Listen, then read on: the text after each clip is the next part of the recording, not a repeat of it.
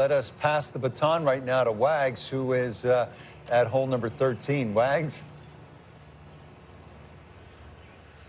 Rich, well, I've taken us on a nice little journey the last couple nights on one of my favorite stretches of golf out here at Quail Hollow Club. 11 on Monday, 12 last night, and tonight we're on 13, the par 3. And now I've got a couple hole locations out here where I think we may see a Thursday pin. I've got one sort of front center, and then I've got another one on the back left side. And now when you're talking about that back left pin, it's pretty easy to tell where you don't want to be. You don't want to be anywhere long or left, short-sided in this sticky rough, not an easy up and down. But now this front pin here gives you a lot of different options. As you can see, we're about 6 paces on, maybe 6 paces short. I'm just going to drop a ball right here. And now, as this rolls down the fairway, keep in mind that we definitely still have some moisture. Okay, this ball, when it's firm and fast, is going to generally run about 30, 40 yards short of the green, and I certainly do not have the courage to hit that shot. So players, when they're playing to a front hole location, they're trying to take this false front out of play because that's a position you could find yourself in there for multiple shots if you don't execute that first chip.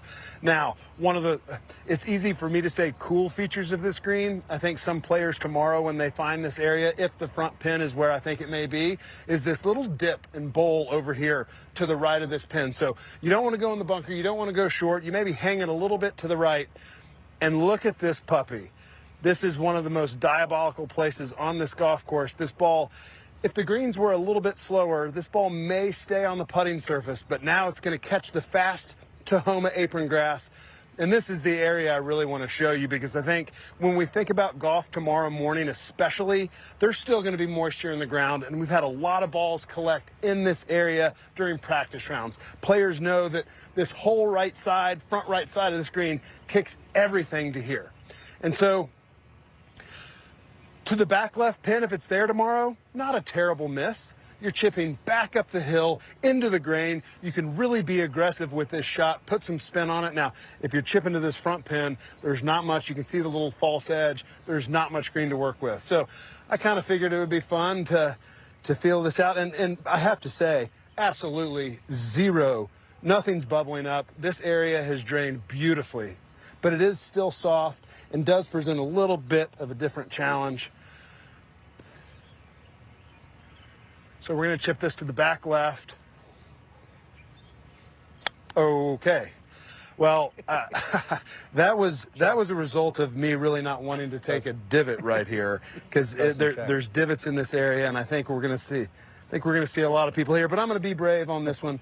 And Paulie Brandel, you could probably attest to this. When you're playing off of Bermuda grass and it's a little bit soft, I've gone with my 56-degree wedge because it's got a little bit more bounce and should have a little cleaner interaction with the turf.